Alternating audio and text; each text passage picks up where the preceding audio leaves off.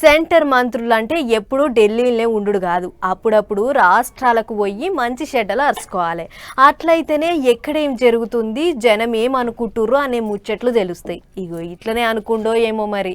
Centre మంత్రి Prahlad Joshi sir AP రాష్ట్రానికి పోయిండట. మరి పోయిన కాడ సార్ ఏం చేసిండు, ఏం కథ అనేది అట్లా పోయి అరుచుకుని వద్దాం పార్రి.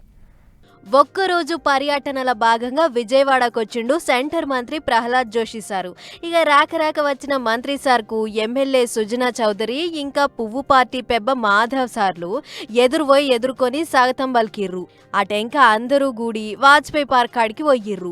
మొదలు వాజ్పేయి సార్కు దండేసి పబ్బతి పట్టిన మంత్రి సారు అటెంక స్వచ్ఛ భారత్ కార్యం ముంగటేసుకుండు. చేతులకు గ్లౌజులు, మూతికి మాస్క్ పెట్టి పొరకబట్టిండు.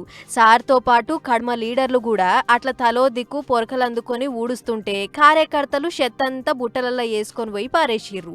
ఇదైనాక మొక్కలు నాటే కార్యం, పార్కుల కొత్త మొక్కలు నాటిన మంత్రి సారు వాటికి నీళ్లు పోసి మంచిగా సాది సవరియాలే.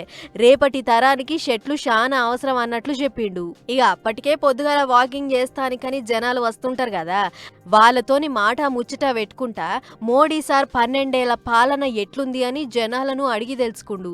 అంతేకాదు దేశం మరింత ముంగటికి పోవాలంటే మోడీ సార్ అసొంటి నాయకునితోనే అయితదని పూసగుచ్చిండట.